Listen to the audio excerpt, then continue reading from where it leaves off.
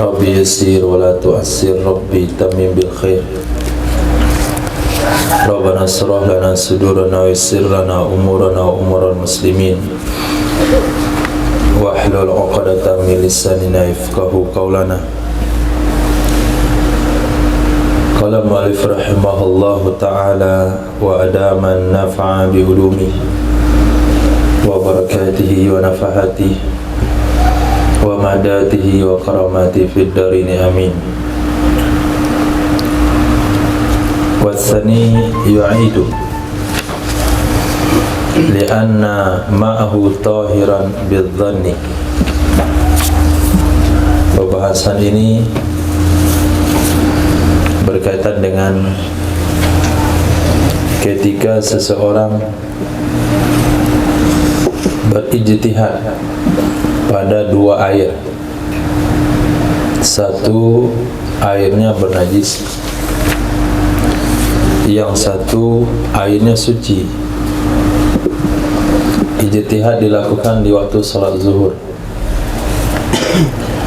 maka dipakailah air yang suci. Disunahkan untuk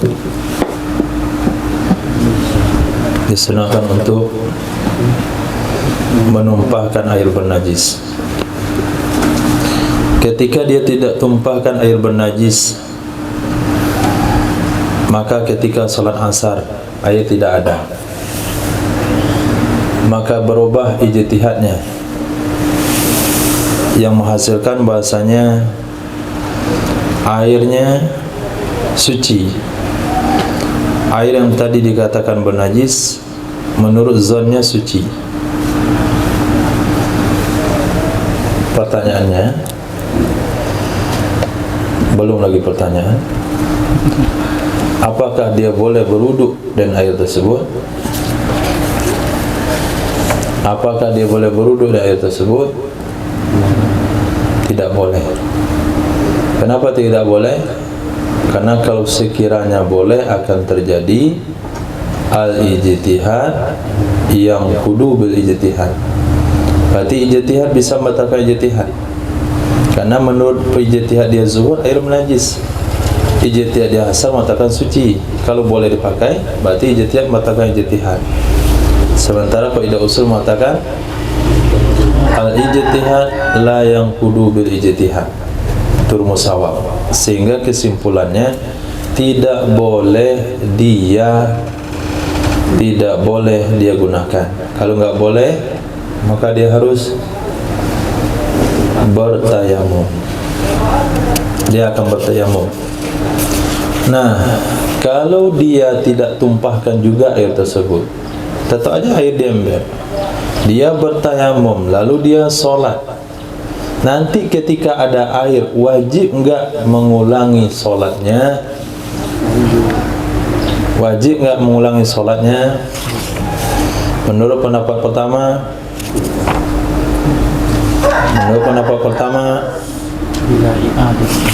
bila i'adatin fil asal, enggak wajib diulangi. Kenapa enggak wajib? Iz laisa ma'ahu tahirun biyakinin, karena tidak ada bersamanya seseorang air yang diyakini suci. Wasani, itu pendapat kedua. Wasani menurut pendapat yang kedua, yu'idu, dia mesti mengulangi. Dia mesti mengulangi solatnya. Solat yang dikerjakan dengan tayamum itu mesti dia ulang kembali ketika ada air nantinya. Kenapa wajib diulangi? Li'anna ma'ahu tahiran bidzanni, karena sesungguhnya bersamanya seseorang ada air yang suci dengan dugaannya. Bidzanni, kalau bahasa Indonesia yang mudah diterjemahkan, karena bersamanya ada air yang diduga suci. Nah, fa'in arakahu qabla sholat, maka jika menumpahkan ia seseorang akannya air sebelum sholat, jika menumpahkan ia seseorang akannya air qabla salati, sebelum salat, lam yu'id jazman, niscaya tidak mengulangi ia seseorang, hanya dibuang, maf'ul bih, ha akannya salat, jazman sepakat ulama. Wa kharraja Ibnu Surayj, dan mentakhrij oleh Ibnu Surayj. Dari mana ditakhrij? Minan nassi fi taghayyuril ijtihadi fil qiblah al-amala bisani. Dari nas Imam Syafi'i tentang perubahan ijtihad dalam arah kiblat, tentang perubahan ijtihad pada arah kiblat. Apa yang beliau takhrij? Al-amala bitsani, akan diamalkan dengan yang kedua, diamalkan yang kedua. Ini disebut dengan qaulun mukharrajun. Okey, permasalahan arah kiblat. Ismail, jikalau antum datang pada satu tempat yang tidak bisa diijtihad arah kiblatnya, maaf, tidak bisa kita bertanya tentang arah kiblatnya, enggak ada tempat bertanya. Ketika dicek di aplikasi pun 4 handphone menunjukkan arah kiblat yang berbeda. Satu handphone Ismail ke sini, pada Abu Bakar ke sini, Safir ke sini, handphone Faiz lagi ke atas. Jadi bingung nih, ini membingungkan nih. Nah sekarang, nah ijtihad lah. Okey, saya ngira akibat itu. Allahu Akbar. Naik ke rakaat kedua, berubah ijtihad. Kemana dia menghadap? Ke ijtihad yang kedua kan? Naik ke rakaat ketiga, berubah ijtihadnya. Kemana dia menghadap? Ijtihad ketiga. Maka solatnya sah walaupun dia menghadap ke 4 arah dalam satu solat. Itu fatwa Imam Syafi'i tentang arah kiblat. Nah di sini dianggap pertama air ini suci, air ini bernajis, dipakailah air yang ini. Nah asal berubah ijtihadnya, diamalkan enggak? Kenapa enggak, kata beliau? Kan sama-sama ijtihad. Bukankah Imam Syafi'i mengatakan diamalkan ijtihad kedua, diamalkan ijtihad ketiga, bahkan ijtihad keempat dalam satu solat kepada 4 arah tetap diamalkan ijtihadnya. Nah, begitu pula lah di sini. Maka air yang kedua itu kita amalkan juga, pakai wudhu, solat selesai. Itu pendapat Imam Ibnu Surayj. Beliau memiliki pendapat sendiri, tapi berpanduan kepada pendapat nas Imam Syafi'i dalam perkara yang berbeda. Ini yang disebut dengan qaulun mukharrajun. Kayak itu contoh kemarin, qaulun mukharrajun. Titik.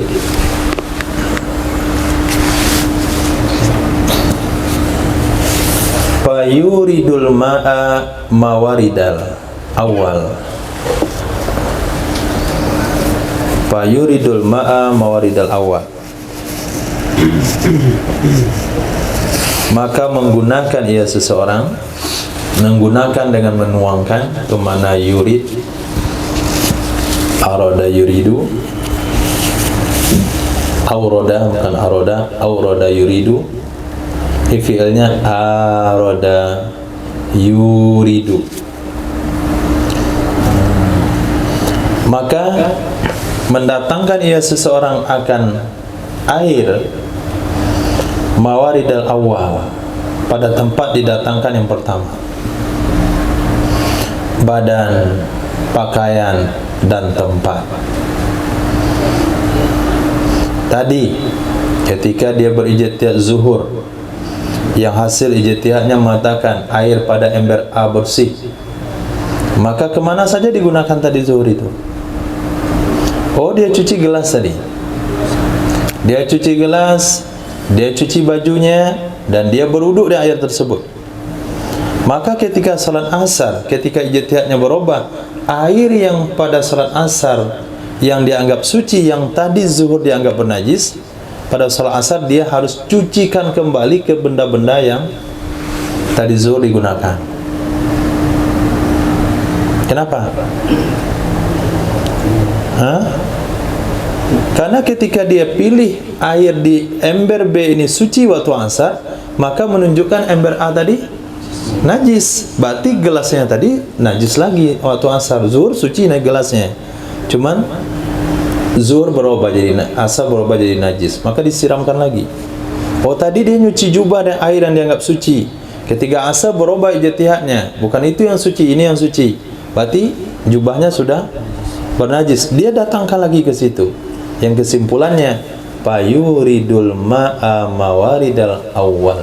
Dia akan gunakan air tersebut, dia akan siramkan air tersebut ke tempat-tempat penyiraman pertama tadi zuhur. Apakah badannya, apakah pakaiannya, atau tempatnya. Wa ta'awadda'u minhu, dan dia akan berwuduk darinya air. Wa yusalli, dan dia akan sholat. Wa la yu'idu, dan dia tidak wajib mengulang. Kama la yu'idul awal, sebagaimana dia tidak wajib mengulang sholat zuhur atau sholat pertama. Persis disamakan dengan sholat 4 penjuru itu. Apakah ketika kita naik ke rakaat kedua menghadap ke arah yang berbeda, diqadha rakaat pertamanya? Enggak, kan dibiarin saja, tapi tetap dirobah. Merobahnya wajib, yang sudah terdahulu biarin saja. Ini termasuk logika qaulun mukharrajunnya, dan persamaannya persis. Kita salat zuhur rakaat pertama menghadap ke depan, kemudian naik rakaat kedua menghadap ke samping. Apakah ketika ijtihad berubah menghadap ke samping wajib ikut ke samping? Wajib. Apakah gara-gara ikut ke samping rakaat pertama batal? Tidak. Nah, gitu je rumusnya. Ketika salat zuhur ember A bersih, dia pakai. Ketika salat asar ember B yang bersih, maka dia akan beramal dengan ember B. Tapi salat zuhurnya enggak perlu diulang karena dianggap sah. Tapi benda-benda yang masih berlaku, yang dia masih kekal, itu wajib dirobah. Pakaiannya yang dicuci tadi, tapi kalau salat kan nggak perlu. Badannya yang dicuci, tapi hasil dari salat itu nggak perlu. Misalnya dia makan daripada piring yang dicuci tadi zuhur, apakah waktu asar wajib kumur-kumur? Tidak, piringnya saja yang cuci, tapi kesan daripada hasil itu nggak perlu. Sebagaimana zuhurnya tidak perlu diulang, makannya dan piring tersebut tidak diulang, solatnya di atas sejadah yang dicuci dengan air pertama nggak diulang, cuman pada solat asar wajib diulang kembali kepada benda-benda yang sama. Ini pendapat Imam Ibnu Surayjid yang mentakhrid dari nas Imam Syafi'i tentang perbedaan arah kiblat. Nah, pertanyaannya, wahal takfi indahu waslatul wahida fi adail wudu anil hadas wan najis? Ini pertanyaan tidak ada kaitan sama ayat istibah. Pertanyaan ini berdiri sendiri. Apakah cukup? Hal takfi, apakah cukup indahu, menurutnya Imam Ibnu Surayj, oleh basuhan sekali pada anggota wudu dari hadas dan najis,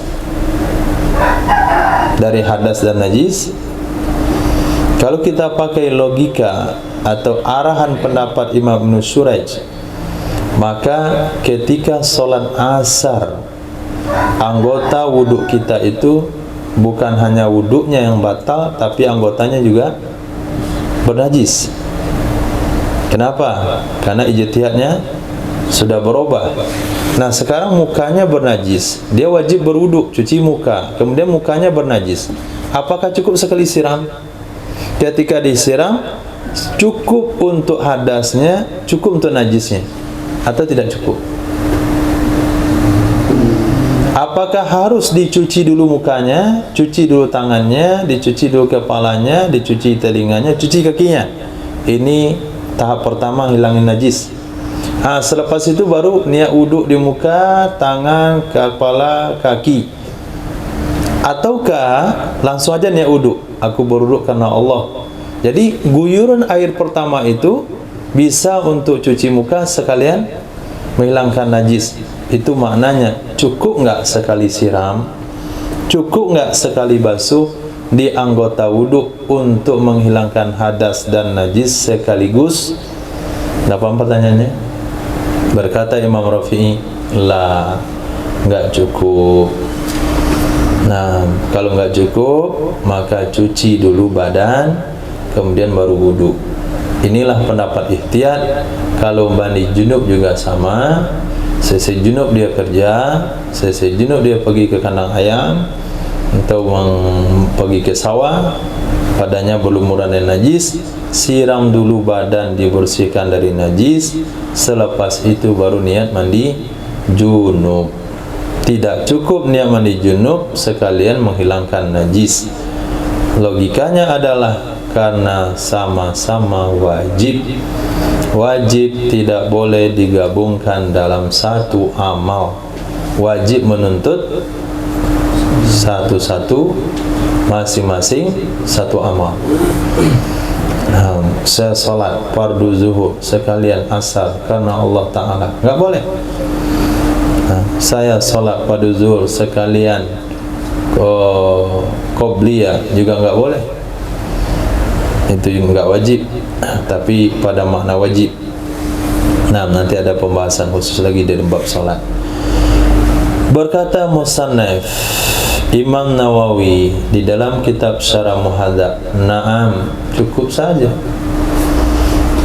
Kenapa cukup? Satu untuk zahir, yang satu untuk batin.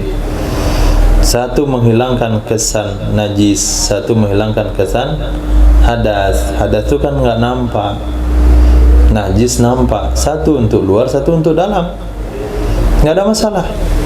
Kata Imam Nawawi, wa kullu minhuma qala bihasbi fahmihi al-muwafiqi lirraji indahu fi mas'alatin tayaqqanan najasal atiyah fi babil usli.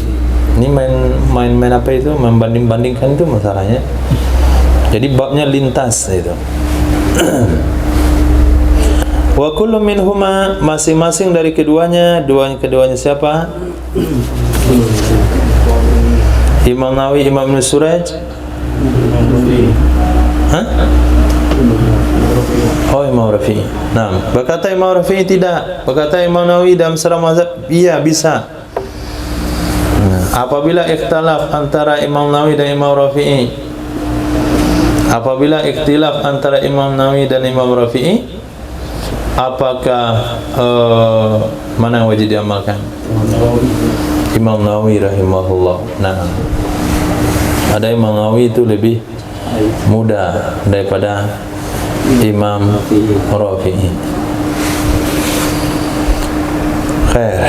Kullu minhuma, masing-masing dari keduanya, Imam Nawawi dan Imam Rafi'i, qala, berkata ia masing-masing, bihasbi fahmihi, sesuai dengan pemahamannya masing-masing. Nah, berkata, betul, berkata sesuai dengan pemahaman masing-masing. Bihasbi fahmihi, sesuai dengan pemahamannya masing-masing. Al-muwafiqi, yang sesuai ia pemahaman, lirrajihi, bagi pendapat yang kuat, indahu, menurutnya masing-masing,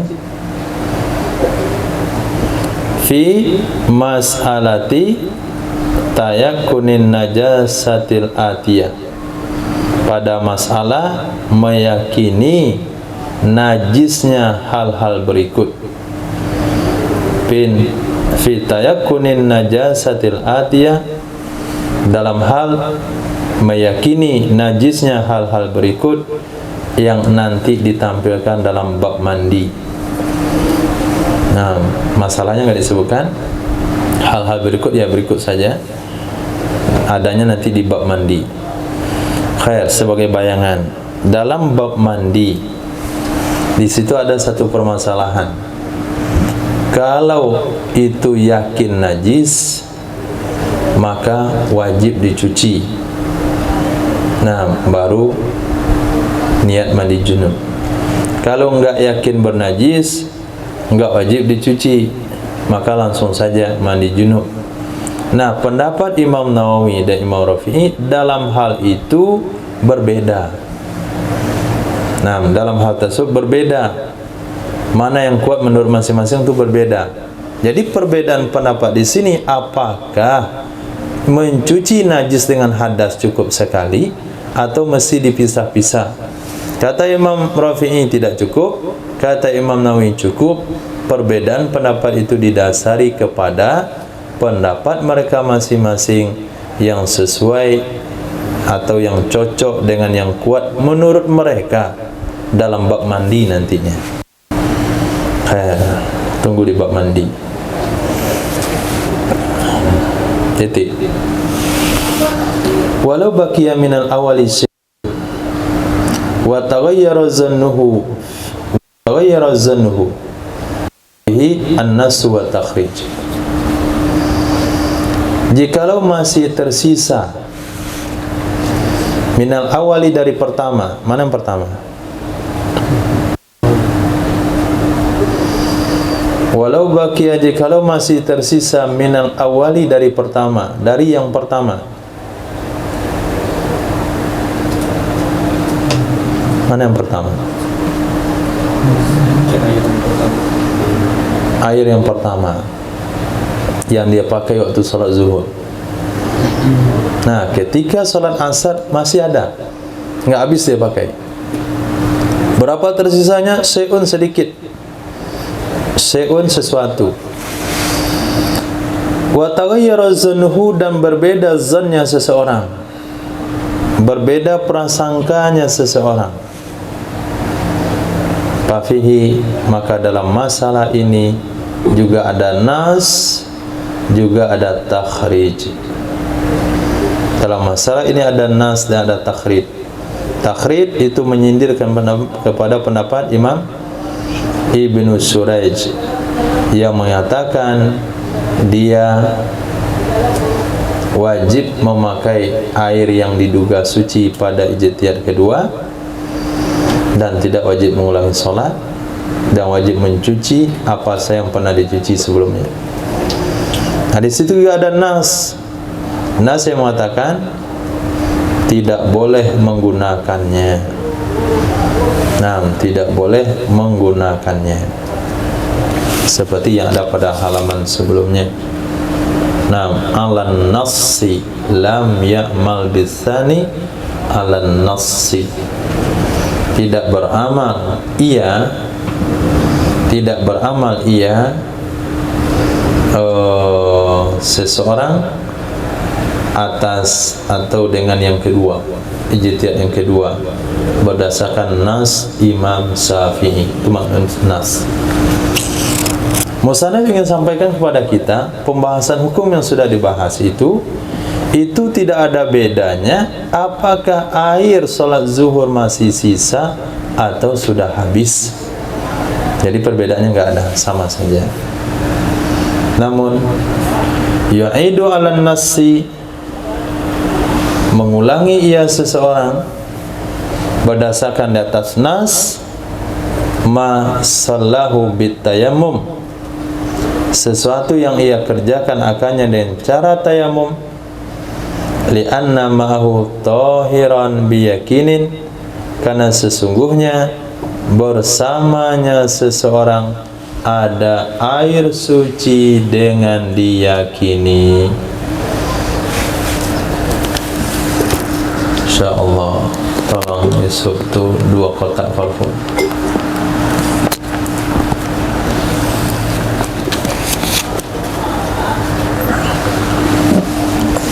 InsyaAllah.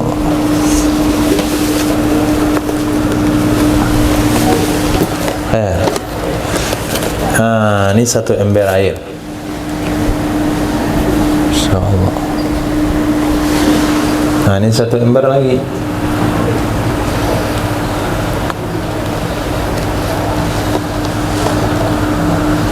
Kemarin tuh mau apa? Tuh, infokus digantung di situ, buang ke bawah, dimain tombol gitu. Jadi setting dulu tasawuf fikih dalam video. Nah, untuk abad modern besok. Setelah kiamat jadi. Ini air. Ini air juga. Nah, kasusnya bagaimana nih air kemarin? Nah, ada informasi anaknya bilang sama dia, air salah satu air wudu itu telah dijilat anjing. Nah, datanglah dia mau sholat zuhur, dia cari-cari mana yang dijilat anjing. Nggak ada. Cek lagi sini, ini kayaknya ada percikan di bibir embernya. Akhirnya disimpulkan, ini yang dijilat anjing.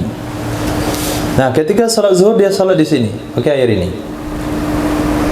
Nah, pakai air ini. Setelah dia pakai, dia cuci tangan makan pakai air ini, dia gosok gigi pakai air ini, dia wudhu pakai air ini. Kemudian, nah selesai. Dah, alhamdulillah. Air ini masih ada setengah lagi ini. Pas sholat asar,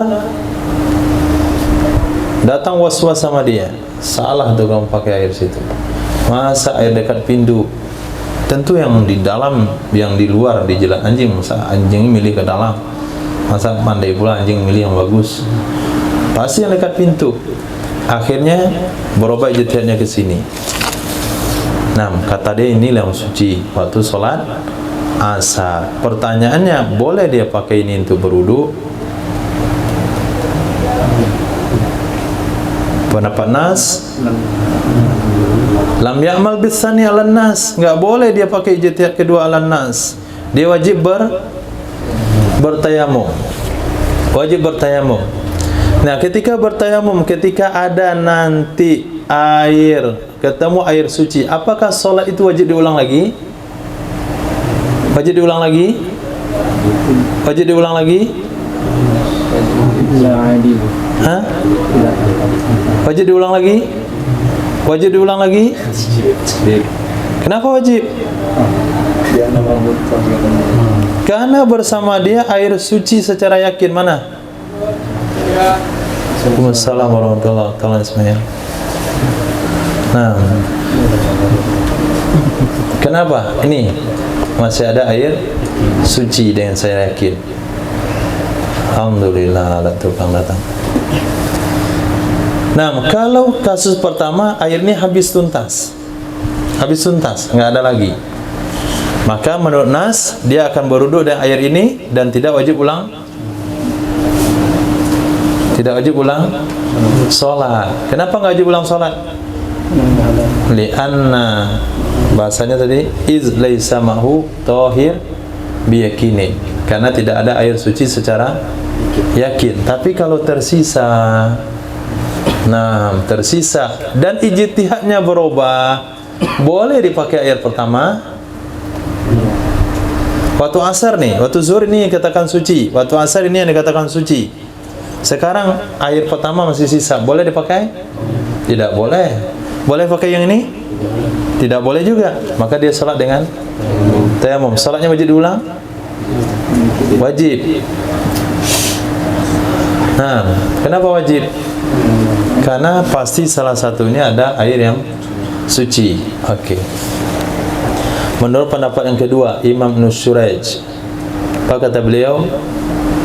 Maka dia akan beramal dengan air kedua. Dia pakailah. Imam Ibnu Syuraj berpendapat boleh dipakai air kedua untuk wudu. Karena membandingkan dengan mazhab, dengan nas Imam Syafi'i dalam masalah arah kiblat. Kalau sekiranya seseorang salat zuhur menghadap ke depan, pasti menghadapnya ke depan, katakanlah menghadap ke arah situ, kemudian rakaat kedua berubah ijtihadnya, geser sedikit, dia akan geser. Berubah ijtihadnya rakaat kedua, dia akan geser lagi. Dia akan mengikuti perubahan ijtihad sepanjang solatnya sampai salam. Nah, itu kan pendapat Imam Syafi'i tentang kiblat. Nah, hal ini kenapa nggak kita pakai di sini? Diterapkanlah oleh beliau ke sini. Itu disebut dengan qaulun mukharrajun. Nah, kalau diamalkan pendapat Ibnu Suraj, apakah salat wajib diulang? Tidak juga wajib diulang. Nah, ya. Yang fayuridul maqdud, bagaimana ketika perubahan itu terjadi ketika sholat, perubahan ijtihadnya? Kan dia mencuci misal jubahnya itu, berubah pikirannya sedang sholat. Berarti wuduknya juga batal. Dah komplit, dah batal semuanya. Maka hukum najisnya nih ketika berubah ijtihadnya. Iya. Gara-gara berubah ijtihadnya itu, maka dia berubah jadi najis. Nah, kalau sedang sholat, maka berubah batal sholatnya. Kalau menurut Nas, kalau menurut Nas sedang sholat berubah ijtihadnya. Kalau menurut Nas batal juga. Tapi solusinya tayamum, keluar dari sholatnya. Kalau menurut Suraj, pakai air yang kedua, cuci lagi jubahnya, ulang lagi wuduknya dan sholat. Kemudian pada asar tahan, jangan sampai kentut, nanti sholat dengan wuduk itu. Nah, kecuali berubah lagi ijtihadnya. Bagaimana kira-kira? Ini perumpamaannya. Dia pakai air pertama, kemudian dia sholat zuhur, 2 rakaat berubah ijtihadnya, maka batallah sholatnya. Maka menurut Imam Suraj, dia pakai air kedua. Setelah pakai air kedua, dia tuntaskan sholatnya. Pas waktu asar, wuduknya nggak batal, tapi ijtihadnya berubah. Apakah dia tayamum atau boleh sholat? Ibnu Suraj.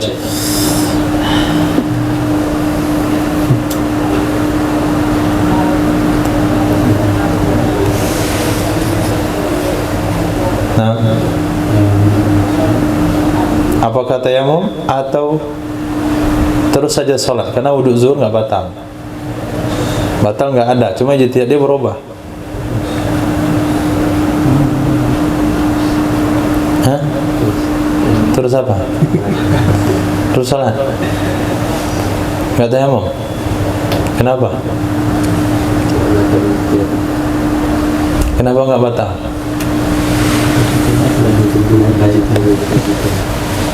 Al-jitihad lain kudu bil-jitihad. Itu pendapat siapa? Nas Imam Syafi'i atau Ibnu Suraj? Ini menurut Imam Ibnu Surajin.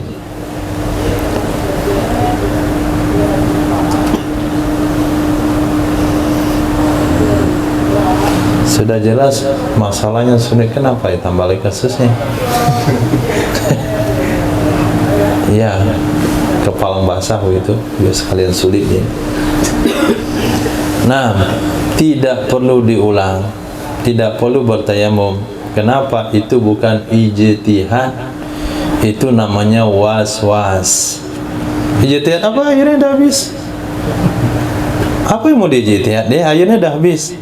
Yang ada cuma angan-angan dia. Ijtihad itu ada media tempat mujtahad, baru ijtihad namanya. Berubah ijtihad saya kira air kedua juga najis tadi itu. Mana airnya ada kamu lihat? Nah, pokoknya berubah aja. Itu bukan ijtihad. Ijtihad itu pakai penelitian bin nazar. Kemarin dari katakan li'annal basar i'tibadul asasi fil ijtihad. Jadi ada bendanya yang dilihat. Kalau udah habis bendanya, itu bukan ijtihad, itu waswas syaitan. Oke. Wakilah pendapat kedua mengatakan la. Nah, la tidak apa? Tidak wajib ngulangin sholat. Kenapa tidak wajib mengulangi solat? Li ta'azzuri istimalihi, karena uzur memakainya air. Nah, karena uzur memakainya air. Memang secara yakin ada airnya suci salah satunya, tapi mau kembali kepada air pertama nggak mungkin, karena ijtihad berubah. Mau ambil air kedua tidak boleh juga oleh nas. Kenapa tidak boleh diamalkan ijtihad kedua? Maka dia wajib bertayamum dan sholatnya tidak perlu diulang. Ini muqabil pendapat pertama. Kan ada air bersamanya air yakin. Iya memang ada, tapi kan nggak boleh dipakai. Sama saja dengan orang sakit yang bersamanya ada air. Apakah ulang sholat dia gara-gara ada air? Hah? Orang sakit, dia bertayamum karena sakit. Bersamanya ada air. Apakah sholatnya wajib diulang? Kenapa wajib diulang? Uzur menggunakan air. Nah kan itu kan alasan yang tepat itu. Memang bersamanya ada air suci. Nih, sisa air pertama. Ini air kedua. Ini kita pendapatnya apa nih? Berdasarkan nas la ya'mal bitsani. Ini dasar pendapatnya. Nah, menurut pendapat yang nas, dia kan tidak boleh menggunakan nas kedua. Tidak boleh berijtihad memakai ijtihad yang kedua. Ini kan nggak boleh dipakai berdasarkan nas. Kembali kepada air sisa pertama juga nggak boleh, karena ijtihadnya sudah berubah. Lalu dia wajib bertayamum. Airnya nggak dibuang, air ini nggak ditumpahkan. Lalu dia sholat. Menurut pendapat yang kuat apa? Wajib ulang sholat. Kenapa wajib ulang sholat? Karena ada air yakin. Ada air yakin. Mana air yakinnya? Salah satu. Dan itu ini salah satu. Nah, karena ini dulu sholat zuhur ya. Sekarang udah ragu nih. Ini ragu semuanya. Khair. Pendapat pertama katakan Anda wajib mengulangi sholat. Nanti kalau ada air karena waktu tayamum bersamamu ada air yang diyakini suci. Dijawab oleh pendapat kedua nggak perlu ngulangin sholat. Saya tahu bersamanya ada air yakin ini suci, tapi kan nggak bisa memakainya dia. Sama kondisinya dia orang sakit, dia ada air, uzur memakai air itu kan salah satu alasan yang membolehkan tayamum. Jangan terlalu singkat memahami, kata beliau. Nah, coba kembangkan sedikit pemahamannya. Ada nggak air suci? Ada, bisa pakai nggak? Kagak, berarti kan uzur memakai air. Uzur memakai air boleh? Harus bertayamum. Tayamum karena uzur memakai air, emang wajib ulang sholat? Ayat sudah. Itu argumen pendapat kedua. Khair, ini cerita kalau air tidak ditumpahkan. Nah, daripada kita khilafiyah, kita tumpahkan saja. Bagaimana? Fa'in harakahuma, kalau menumpahkan ya seorang akan keduanya dua air. Satu ditendang nih, satu ditinju dia. Ini bikin pusing ulama aja kamu nih. Tendang dia air itu. Atau dia campur kedua-duanya sebelum sholat, lam yu'id jazman, tidak mengulangi ia seorang akannya sholat, maf'ul bi dibuang karena maklum, jazman sepakat ulama. Bismillah.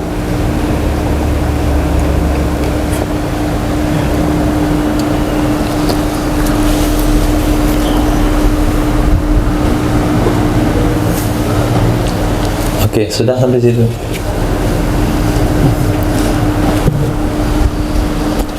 Walau kana al-musta'malu lima zannahu inda hudiris sholah al-thaniyah baqiyan ala taharatihi bima zannahu shalla biha,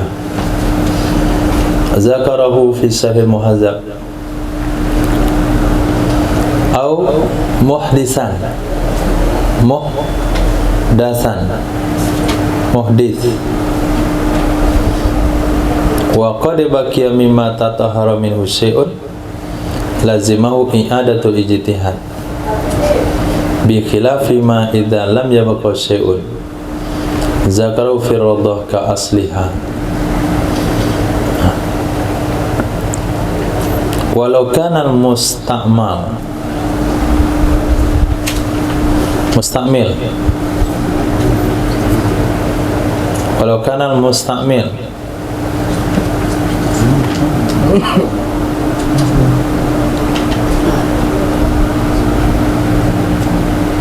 Nah, mustakmil bukan mustakmal.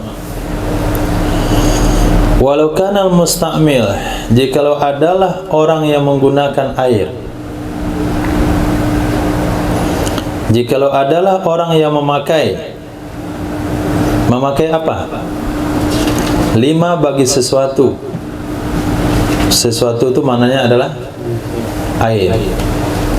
Zannahu, yang menduga ia seorang akannya sesuatu.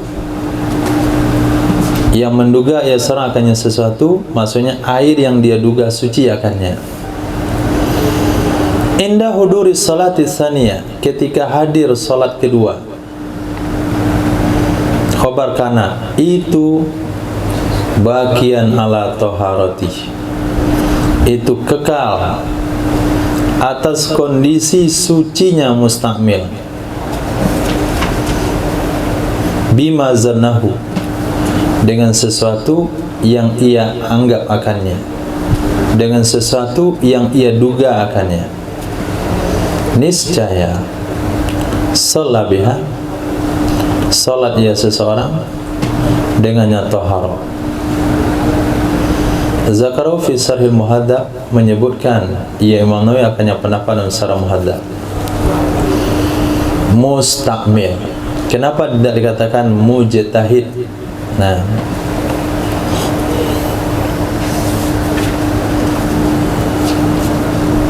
mustakmil orang menggunakan air yang dia kira air itu adalah suci.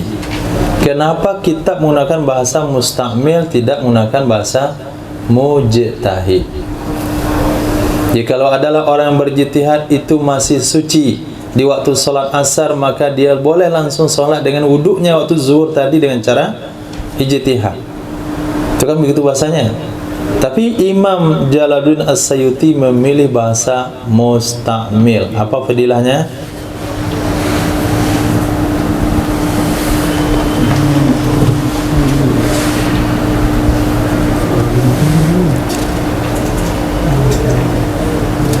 Mengerti pertanyaannya? Ihsan?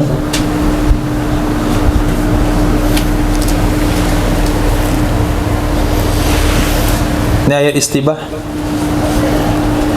Salah satu dari airnya dijilat anjing, tapi nggak tahu yang mana. Maka saya mau sholat zuhur harus melakukan apa? Ijtihad. Sekarang saya gunakan air yang ini ketika sholat zuhur. Pas asar wudhu zuhur masih ada. Apakah boleh menggunakan untuk sholat? Boleh?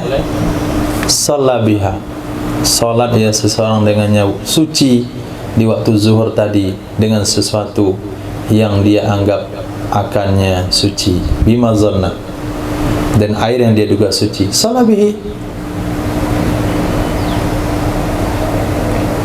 Dah jelas pemahamannya?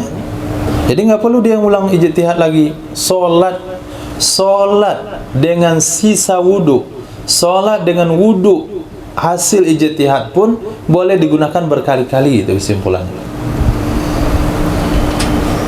Nah, pertanyaan saya, kenapa Imam Jalaluddin menggunakan bahasa mustakmil, tidak menggunakan bahasa mujtahid?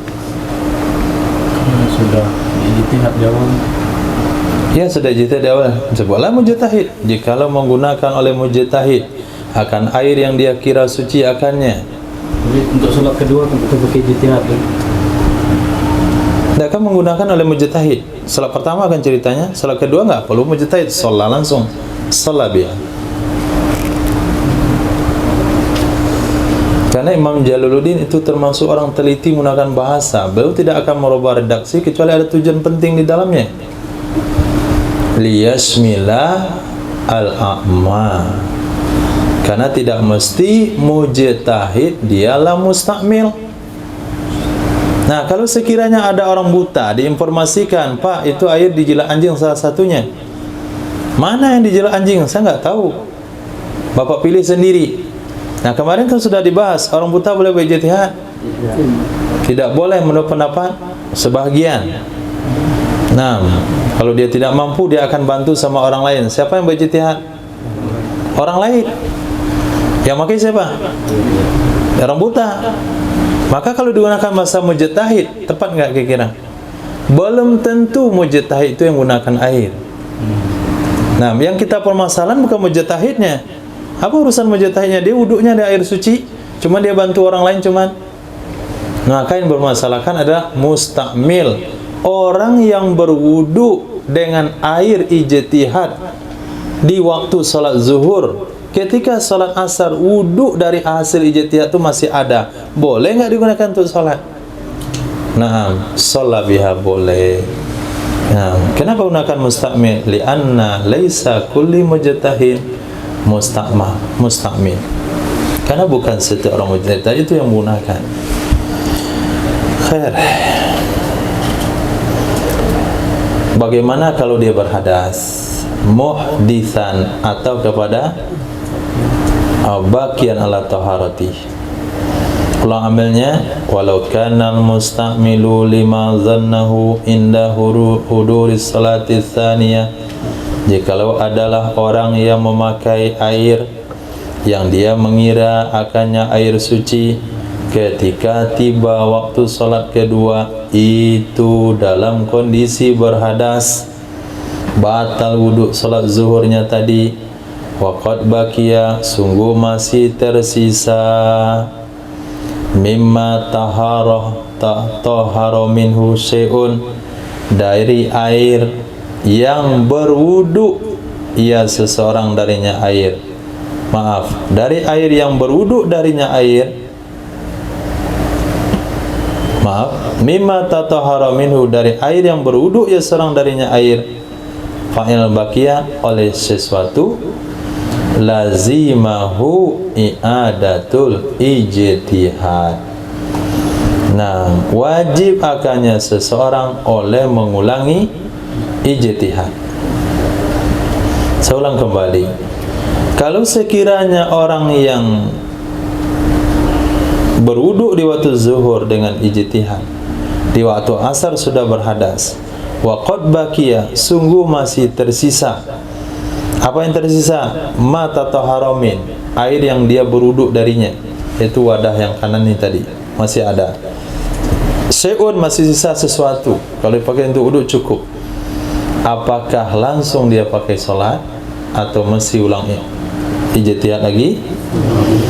Ulang ijtihad lagi. Lazimahu i'adatul ijtihad, wajib akannya seseorang mengulangi ijtihad. Oke, diulangi ijtihad. Nah, lakukan penelitian lagi. Ternyata ijtihadnya berubah ke sini. Apa yang harus dilakukan?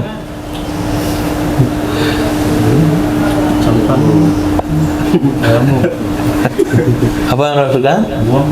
Kembali kepada nas yang tadi, lam ya'mal bisani. Nah, dia tidak boleh melakukan air kedua. Kalau menurut nas Imam Syafi'i, dia akan bertayamum dan sholatnya wajib diulang kalau airnya tidak ditumpahkan. Kalau ditumpahkan tidak wajib diulang. Jadi mutar gitulah dia. Fikih itu mutar. Nah, bagaimana kalau air yang membuat dia ijtihad itu sudah dibuang duluan, akhirnya sisa satu, apakah berlaku ijtihad lagi?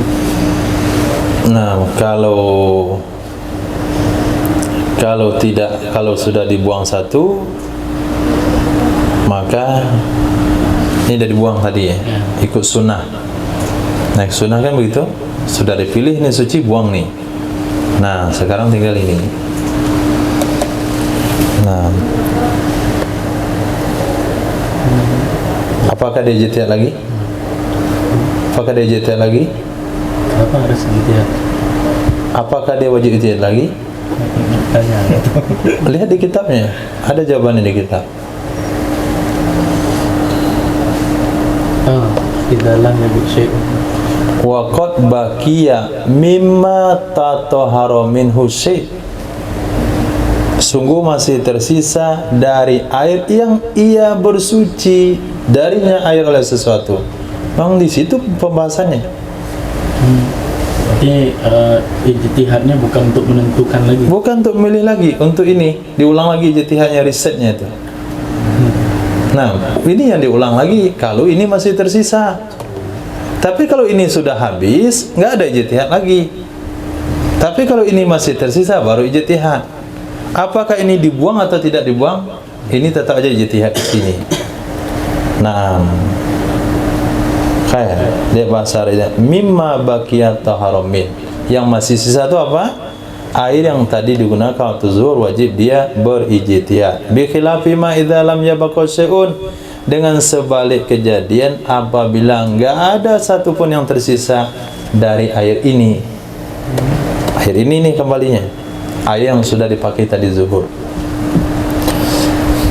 Zakar Raudhah Ka'asliha, menyebutkan ia Imam Nawawi akannya pendapat tadi wajib ulang ijtihad di dalam kitab Raudhah sama dengan asalnya Raudhah, yaitu kitab asalnya Raudhah, nggak tahu asal Raudhah itu apa, titik.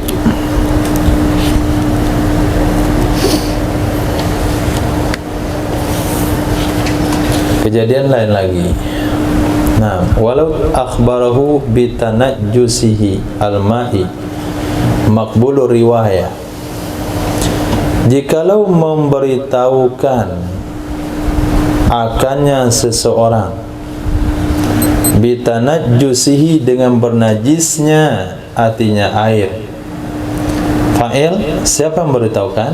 Maqbulu riwayah, orang yang diterima riwayatnya, seperti hamba sahaya dan wanita, dengan sebalik sobi. Di dalam bab ini itu diterima adalatus syahada, adalah riwayat, bukan adalah syahada. Jadi ada dua istilah di dalam bab fikih. Ada menggunakan bahasa adalatus syahada, apabila memberitahu akannya seseorang oleh orang yang adil menurut hukum saksi, maka syaratnya adalah laki-laki, merdeka, baligh, adil. Tapi kalau adalur riwayah itu tidak dibedakan antara laki-laki, wanita, budak, merdeka. Yang penting syaratnya baligh sama adil, itu saja. Itu disebut dengan maqbulu riwayah. Maqbulu riwayah artinya adil dalam periwayatan hadis. Maqbulu syahada atau adalatus syahada, orang yang cukup syarat menjadi saksi. Walau akhbarahu, jikalau memberitahukan akannya seseorang bitanajjusihi dengan bernajisnya artinya air. Siapa yang memberitahukan? Maqbulu riwayah, orang yang diterima riwayatnya, seperti budak sahaya, seperti wanita, dengan sebalik sobi. Wa bayyana sababa, dan menjelaskan ia seseorang akan sebab, dan menjelaskan ia seseorang akan sebab fi tanajjusihi, di dalam bernajisnya air, seperti wuluwil kalbi, wuluwi kalbin, dijilat anjing. Au kana faqihan, atau ada ia orang yang memberitahukan itu seorang faqih. Ada ia seseorang memberitahukan itu seorang faqih, ahli fikih di dalam bab bernajis air. Nah, dia faqihnya cuma bab itu saja, di dalam bab bernajis air. Muwafiqan, yang sejalan, yang sependapat atau yang sama ia faqih, lil mukhbar, dengan orang yang diberitahu di dalam mazhabnya, orang yang diberitahu dalam hal demikian, niscaya i'tamadahu, berpegang ia seseorang akannya pemberitahuan dari tanpa tabyinil sabab, dari tanpa menjelaskan bagi sebab.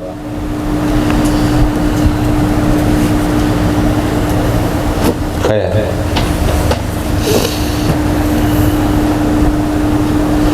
jadi ada dua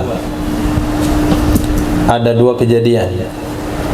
Satu, yang memberitahukan itu adalah orang yang tidak faqih, tapi dia sebutkan sebabnya. Nah, ini ember sudah dijilat anjing airnya. Nah, kita tamadah, jangan dipakai lagi. Kalau yang ngasih tahu itu anak-anak, nggak perlu dipedomani. Kalau anak-anak itu anak murid Apri itu, yang kecil masih, yang mungkin nggak tahu beda anjing sama kucing, mungkin nggak tahu juga apakah dijilat atau belum jilat, nggak tahu juga. Katanya air itu udah dijilat anjing, sudah wudhu aja, karena ngasih tahu sabi. Tapi kalau yang ngasih tahu adalah wanita, budak sahaya, dan orangnya adil syaratnya. Tapi kalau yang ngasih tahu orangnya nggak adil, itu jangan juga dihiraukan. Dia sedang menarik anjing. Nah, waktu sholat maghrib, Bapak kemana Pak? Bawa jalan dulu. Berapa jam biasa nih? Sampai jam 9 malam? Saya salat maghrib Pak? Enggak, saya sama dengan dia. Nah, pada saat itu ini air kamu ini dijilat oleh anjing saya tadi nih, katanya. Nggak usah dihiraukan, pakai aja tuh wudhu. Nah, kenapa? Dia tidak adil, tidak diterima riwayatnya, karena dia melakukan dosa besar, tidak sholat, sama dengan anjingnya. Atau yang memberitahukan tuh faqih. Kalau faqih yang memberitahukan, nggak perlu dia menjelaskan sebabnya. Air kamu yang pakai lagi itu bernajis sudah. Dia tidak tahu tuh ahli fikih. Kita tanya, kenapa kamu bilang air saya bernajis? Pokoknya bernajis sudah. Naik emosinya kalau ditanya. Saya tahu juga hukum menajis, najis. Kalau mau pakai enggak. Sebelum itu nggak boleh pakai. Nah, kalau dia tahu hukum, nggak usah ditanya lagi, langsung saja pakai. Syaratnya kalau dia satu mazhab. Tapi kalau antum berwudu, lalu datang orang India bilang ini air bernajis, tanya dulu, kenapa kamu bilang bernajis? Nah, dijilat kucing misalnya, oh kucing nggak bernajis menurut kami. Hanafi? Enggak tahu saya. Nah, sama dengan ketika kita misalnya ihram, lalu pakai jam tangan, kemudian datang orang Afrika, katakan ini mamnu, jam tangan dilepas, karena itu termasuk memakai bahan berjahit. Ya, memang sama kamu, beda dong. Nah, kalau kami nggak bilang masalah jam tangan, kalau kamu bilang sama saya sudah. Ada lagi satu bis, masya Allah, pagi ambil sama ambil mikot ke Tanim. Nah, orang Indonesia diperingatkan jangan pakai masker, jangan nutup muka. Lalu ada orang luar negeri pakai cadar ya. Ibu-ibu Indonesia bilang, Ustaz itu bagaimana dia pakai cadar? Siapa kata Tuanku Bahab, jangan urus sawah orang, sawah aja urus. Keluar Bapak Tahmin nangis itu.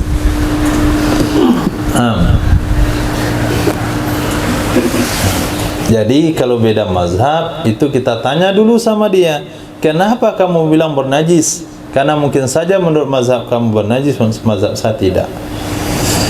Bi khilafi ghairil faqih, dengan sebalik yang memberitahu itu tidak faqih. Atau faqih tapi faqih mukhalif, faqih yang beda mazhab. Fala ya'tamiduhu, maka tidak perlu berpedoman, berpegang ia seseorang kepadanya faqih dari tanpa menjelaskan sebab. Nah, dari tanpa menjelaskan sebab.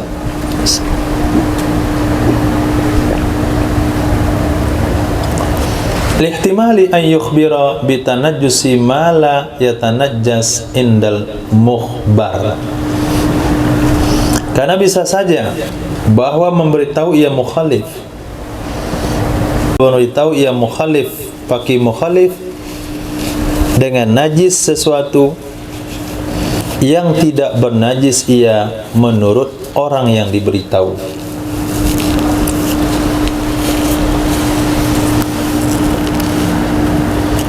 Okey.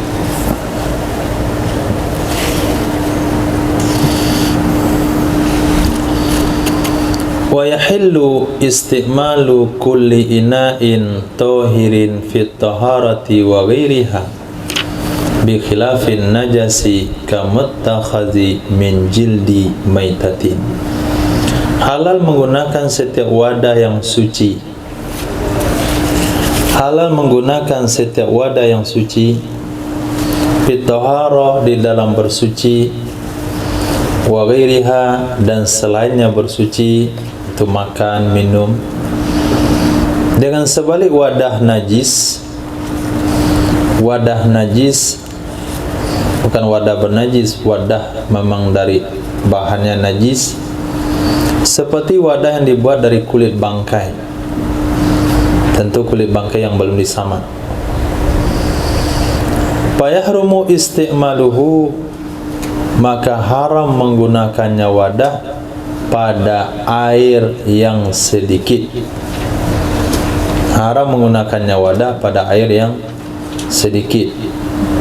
Tapi kalau wadahnya digunakan pada air yang banyak, boleh. Misalnya kulit bangkainya itu menampung 2 kula air. Jadi satu wadah penampungan dari kulit bangkai yang enggak disamak, 2 kula difulkan semuanya, itu boleh kita gunakan karena dia tidak menajiskan air. Kalau menajiskan air, haram hukumnya. Dan juga haram menggunanya fi ma'in, pada benda cair. Nah, haram menggunakannya wadah najis pada benda cair. Nah, benda cair tidak dikaitkan pada bahasa 2 kula atau 1 kula. Nah, jangan sampai lagi pertanyaan fikih atau jawaban fikih membuat tertawa. Pak Ustaz, bagaimana hukumnya? Saya buat gulai kambing. Nah, kemudian masuk teh cecak. Apa hukumnya kuah gulai kambing saya itu? Apa kata Pak Ustaznya, kalau 2 kula buang saja teh cecaknya, nanti santannya suci. Jadi dikaitkan 2 kula itu kepada benda-benda cair. Bahasa 2 kula tidak bernajis hanya air saja, tidak pada minyak, tidak kepada yang lain-lain. Dia di sini bahasanya tidak boleh menggunakan wadah najis pada air yang sedikit, air banyak boleh, dan pada benda cair. Yang ada bahasa 2 kula. Kenapa? Litanajjusihima bihi, karena bernajis keduanya, air sedikit dan benda cair, dengannya wadah najis. Kalau bernajis berarti anda telah membuat benda itu mubadir, berarti telah haram. Yatimul wajib illa bihi, ma la yatimul haram illa bihi, lil awasaili hukmul maqasid. Naam. Khair. Kecuali yang haram digunakan walaupun wadahnya suci, yaitu wadah emas dan wadah perak. Kecuali emas dan perak, maksudnya ina'ahuma, wadah keduanya emas dan perak. Fayahrumu isti'maluhu, maka haram menggunakannya wadah emas dan perak fit toharoti, di dalam bersuci, wa ghairiha, dan selainnya bersuci, yaitu piring emas, punya mangkok emas, teko emas. Seperti raja-raja biasanya dia punya wadah-wadah emas, itu kebanggaan, walaupun haram kadangkala mereka pakai juga karena itu kebanggaan. Kursi emas ala rijali wan nisa, terhadap laki-laki dan wanita. Kecuali perhiasan. Kalau selagi bermakna perhiasan, maka halal bagi wanita apapun itu.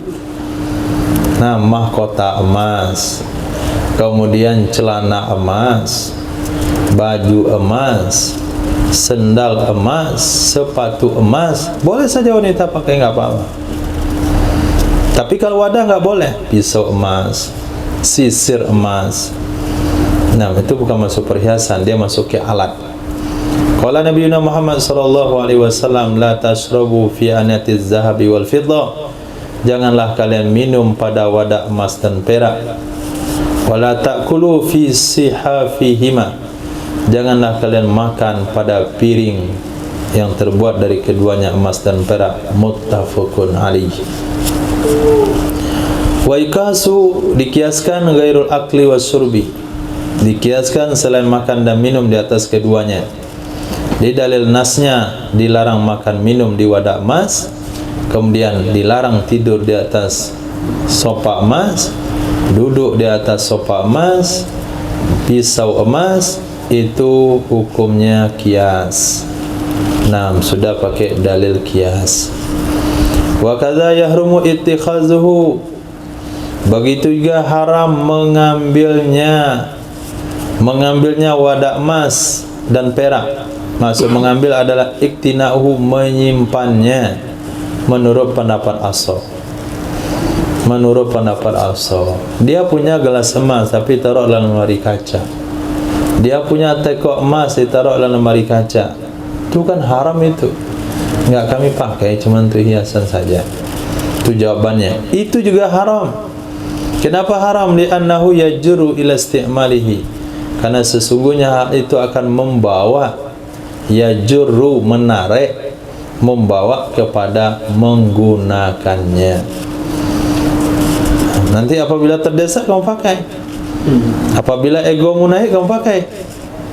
Nah, nanti datang orang kaya ke sini berkunjung. Nah, katanya ratu emas. Biasa nggak kalah, hidang kalah dia gelas emas dan teko emas. Oh, itu hukumnya haram. Akan tertarik untuk melakukannya. Wathani, pendapat kedua, enggak haram. Kenapa enggak haram? Iktisaran. Karena kita cukupkan, kita batasi di atas mauridin nahi, objek larangan. Kita batasi atas tempat datang larangan dari pemakaian. Yang dilarang oleh Nabi kan la tashrabu, memakai yang enggak boleh, menyimpan boleh. Bahkan memperjualbelikannya bagaimana? Memperjualbelikannya bagaimana? Haram. Nah, karena orang akan pakai. Titik.